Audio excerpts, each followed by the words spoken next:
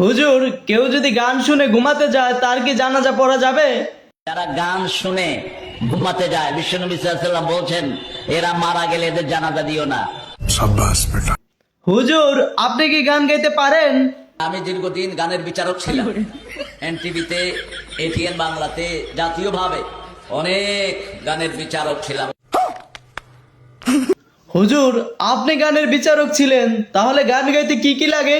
কারণ গানের দুটি জিনিস হলো মেইন, একটা হলো সুর, তাল এবং উচ্চারণ। উচ্চারণ যার খারাপ সে যত ভালো শিল্পী হোক সে ডিসকোয়ালিফাইড। তাহলে হুজুর, আপনি একটা গান গেয়ে শুনান তো। बहुत प्यार करते हैं तुमको सनम, कसम चाहे ले लो खुदा की कसम। তো আপনারাই বলেন, হুজুর মরলে কি জানাজা পড়া জায়েজ হবে? আর এইভাবে বন্ডামি আর কত করবে? তো খাই গেলাম নাকি?